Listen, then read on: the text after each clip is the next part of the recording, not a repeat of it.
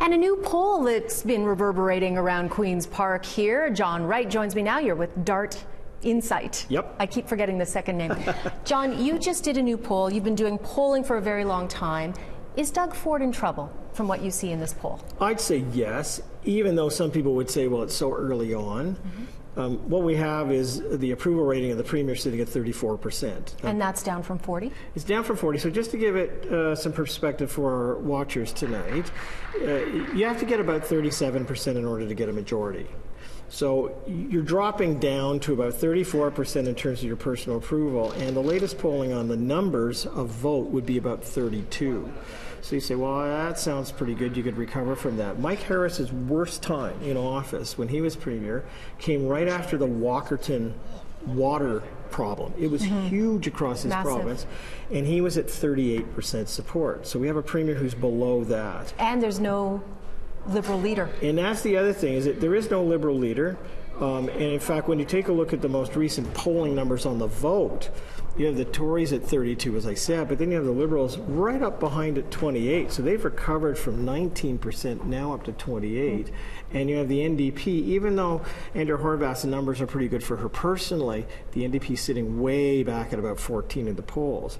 So the real issue right now is looking ahead. Who's going to be the major competition for this government in the next election? It will be the Liberals, because what's happened is that the people who were not really Doug Ford fans, but were way less fans of Andrea Horwath and also Kathleen Wynne, decided to tuck their votes over with him and give him a chance.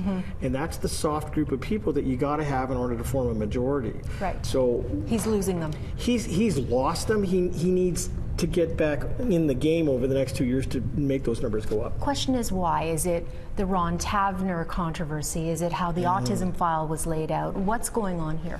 So three things. Number one is it's all of those things. You don't want to have to be continually explaining or fighting. You know, you want a good rollout. Probably the best rollout was the healthcare rollout. At least you had a blue ribbon committee behind you. You had, you know, a plan to move forward. But the other ones, short on details, but short on detail, but nonetheless it seemed to roll out of the box a lot better, whereas these other ones have not rolled out. The second thing is that you want to be able to put this in a context and talk about things.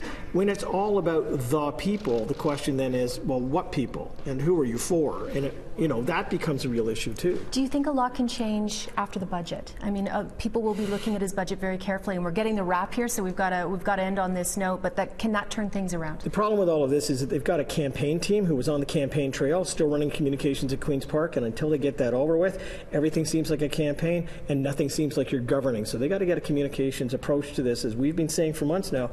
That's got to be just like you were governing as opposed to campaigning, and that way you might be able to change some things. John Wright, thank you very much for joining us. It's a pleasure.